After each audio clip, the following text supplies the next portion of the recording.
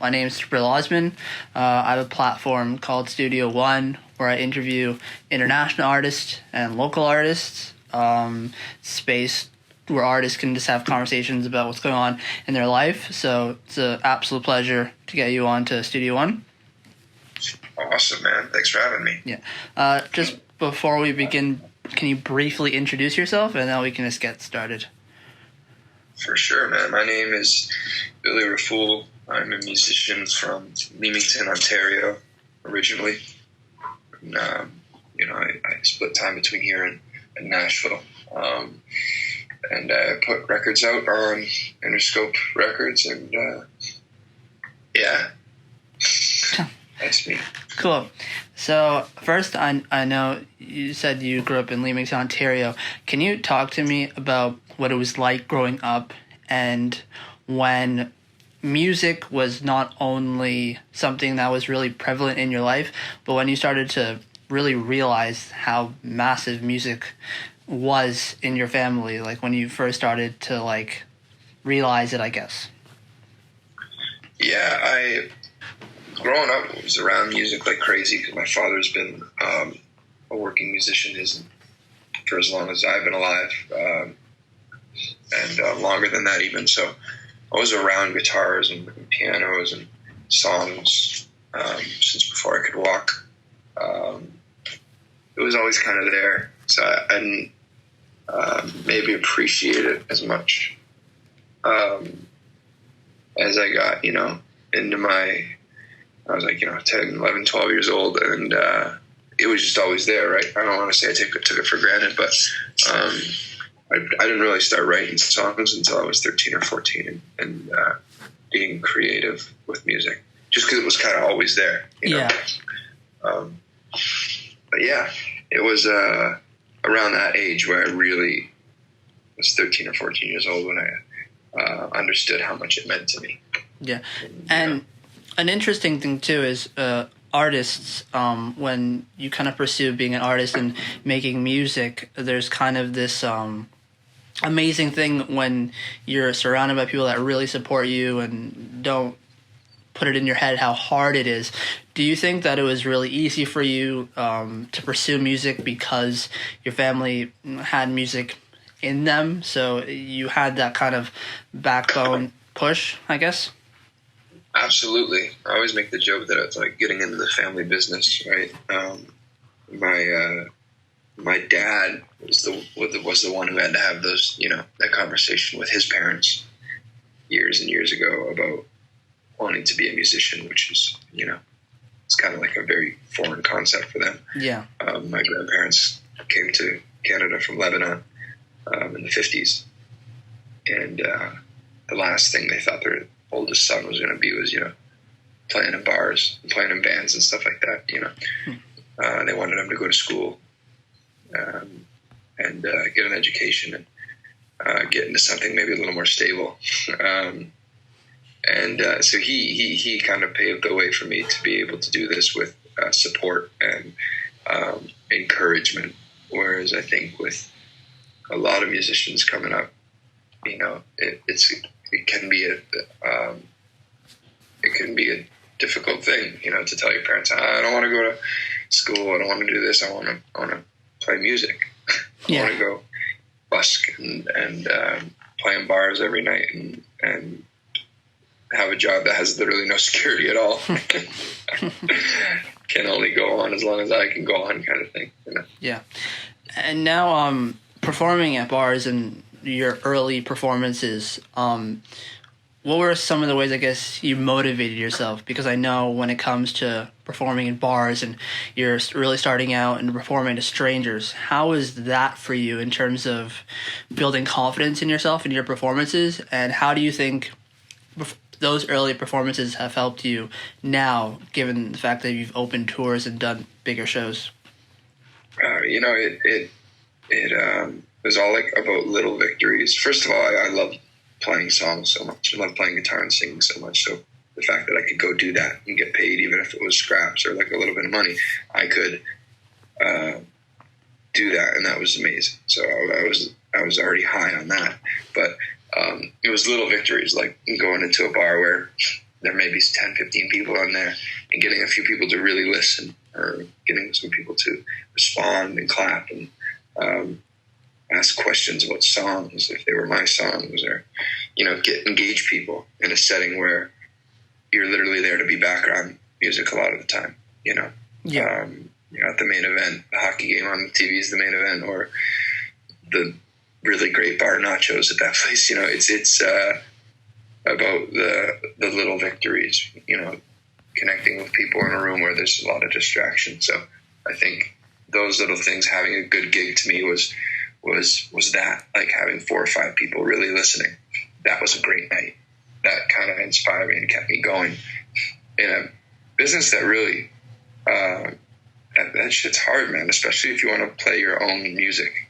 I have a lot of friends, and obviously just my dad. It's a great example of like someone who's still in the bars, obviously not this moment right now, but normally in the bars, multiple nights a week, and playing songs people want to hear, and then also wanting to play his own. And he has a really great following, so he's worked for that, and now has the ability to play original music in that bar setting. But when you're starting, like it's difficult, especially if what you want to do is be an artist and write your own music. And another point on performing that I found really interesting is that you said in interviews that when you did shows, you didn't have too much music out, or I think in some respect you didn't have music out, but you would be performing and doing the shows. How are those? Because I was going to touch on this later with the fact that you said your hope in the future is to release an album so you can have a large set of songs to perform. How was it in those shows when you didn't have songs out and connecting with people and things like that? Man, yeah, it was weird. It was it was good in ways too, though. But I would play shows and do tours with no music out, and then have nothing to sell afterwards, and nothing for people to take home or latch onto. I guess it was good in the sense that I could see an honest reaction to certain songs, because they're all the same. People don't know any of them, right? And it's like you can test what works in a way. But it was definitely difficult and weird to not have to be able to go up and play for 45 minutes in front of someone, right? And have nothing more than like a website, maybe. So it was definitely it was for a while, like 3-4 years, working with 3 years working with the record label, not having any music release, but touring, because I have a great set of people working with me and great agents that were able to get me gigs based on acoustic demos, and that's what they were sending around. It was just demo music and stuff that wasn't available for sale. It was very weird, for sure. And now on to the process of making music. I know your first single and releasing EPs. When it came to the process of starting to build out your discography and building out projects, how were you when you went into it? Were you looking at the projects as introductions to yourself, or for you was it just the idea of finally releasing records for fans to have and things like that? Talk to me about what the process was for the first 2 EPs. Sorry, man, I kind of lost you for just the part before that. You said my first single. I apologize. No, it's totally fine. The question was, can you talk to me about how it was when you released your first single, and then on top of that, I know you've released 2 EPs prior to this new one. I just want to know what the process was in releasing it, and how did it feel for you? Because was it something like you finally have projects that people can have for themselves, or was it something for you where it felt like these are my introductory songs, that this is my way of like showing myself? I just want to know how it felt to release them. Yeah, I mean, it's definitely a good feeling. When I got into this, I always wanted to put out albums, songs that kind of relied on the one before them and the one after them to be part of something bigger, just because that's what I grew up on, right? And the music business is a very different place now than even when I was younger, and then way different than when my father was starting out too. So I always want to put out records, and the fact that I haven't been able to do that, it's still a goal of mine to have a full length out, hopefully very soon. But being able to put out these EPs was a good feeling for that reason. There's songs that can like work together. People can listen to songs get a different feeling because of how they're matched up next to each other. That was always the goal. I think I've done 3 EPs now at this point, and a live EP. And the live EP was a lot of fun too, just because that was like a show from the same show, and we left banter in between the songs. And again, it's just about that concept of the thing that came before that song. It relies on that, and they kind of work together. I always want to put out as much music as possible, so these little collections have been really fulfilling. But yeah, the next step and the goal is a full-length record. I think we have 4 EPs out now. So I think like 6 songs, 5 songs, 9 songs, and 6 songs. Yeah. And with this new project, A Few More Hours at YYZ, what I found really cool was you said that this felt like the most experimental project you've done. And I feel like artists today, it's really hard to put artists in genres or in categories because of how ambiguous the music has been, I guess, in the past couple of years. And so for you, when I listened to the EP, there's so many different sounds on the record. Can you explain to me why you personally felt that it's been your most experimental, and why you feel as an artist that's a good thing for you, I guess? Yeah, I guess it's easy to get the kind of music nerdy about it, and I look at it a lot of how the songs are made, and I can see that, just from doing it, that, okay, this song has my voice on an acoustic guitar, and then this song was made entirely on the computer with samples and electronic sounds, and then this song has a full rock band on it. So in that sense, I'm able to look at it and say, wow, this is definitely the most experimental thing I've done, because 2 songs are the same, maybe 1 or 2 of them are the same, and then they're so different. There's that side of it, and then also the fact that this EP is heavily influenced by things I've done with other artists, and I've done some work with EDM producers, and their influence is on a couple of these songs, like Without Falling in Love and Swimming in the Deep End, songs that are a little bit more electronic. And I worked with some of the same people that I worked on those EDM records with. So that's, very present for me. I think it's important because so I never get bored, I guess. And it's encouraging to know that, people are reacting to them and not seeing them as too much of a all over the place. It's encouraging that I can take the music in a bunch of different directions moving forward, and look for inspiration in different places and not be afraid of different sounds and stuff like that. This is by far the most experimental one, though. Yeah, for sure. A lot of these songs sound like they could be on different projects. And just touching back on performing songs and doing shows, I know you said it was really inspiring to see your dad perform and to see audiences kind of know the lyrics to the songs. I know when you performed in a Munich show, you had kind of this like moment where you kind of had that same experience. I just want to know like how it's been for you to have these conversations with your dad and him seeing the progression of your career so far and things like that. How's that been? Sorry, say that again, man. I apologize. No, it's okay. Just out of curiosity, because you've seen your dad perform and you've opened up for him. I'm just curious to see how he's viewed your progression as an artist. Especially, you said when you did a show at Munich, fans were singing the lyrics back to you, which is incredibly special. I just want to know how that felt. Oh man, he's super supportive and excited for me to put out music, and he understands kind of where I, obviously better than anyone, where I come from and what I'm inspired by, so he can hear the influence on certain songs and stuff like that. And it's been really, really cool He obviously gives me notes and ideas and criticism and constructive criticism about the songs, and like no one else can really, because he knows me so well. It's a really cool thing, because we're both musicians and both make music. It's just been it's been really special, especially to see that the people sing the songs back. Like, that's huge. That's exactly what I saw my dad doing, when I was younger, and that was what, like you said, was so inspiring to me. It was the connection with people and everybody singing the same lyric and stuff like that.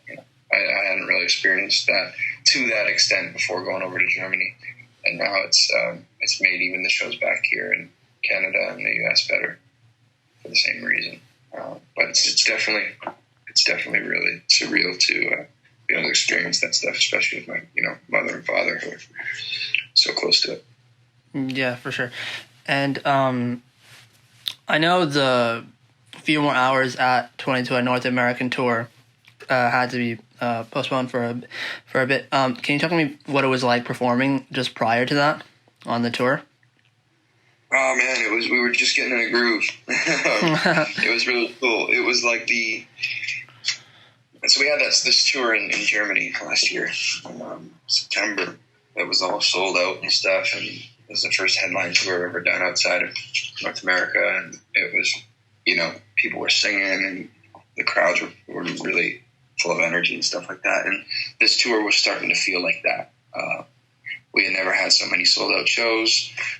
Albeit the rooms were small, but it felt really cool to see them sell out. And I think for the first six out of the first seven had sold out, and a few more were selling out on the back end, and it was just picking up. We were just getting into a groove. It was a 2-piece band, just Justin and I, and we were at that point where you start, okay, now this is the set, these are the parts, now we're starting to get creative and jamming a little bit more, and improvising a lot more, and knowing when to get the crowd involved and stuff like that. It was really getting to like a high point. So it's a shame that we had to not cancel it, but just pick it up when it's safer to do so.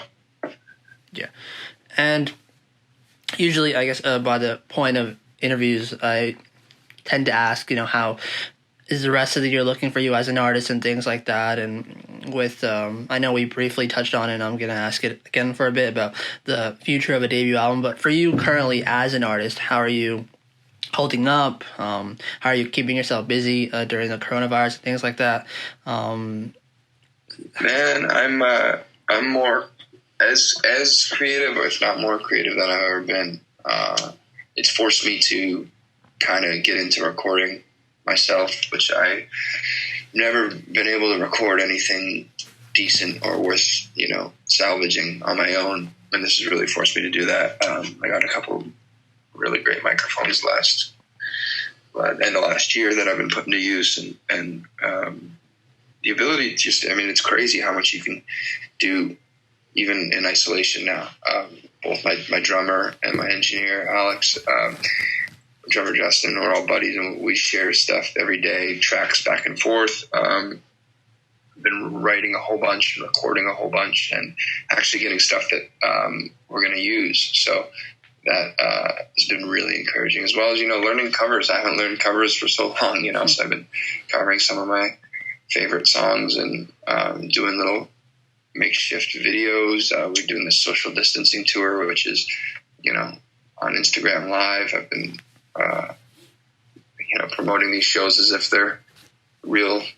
It's a real tour, and doing these online shows. We're getting ready to do another one of those with some special guests, and it's kind of going to be like with a little help from my friends type of thing. It's going to be the second part to this social distancing tour. So it's a very creative time for me, which I'm happy about. Yeah, that's great to hear.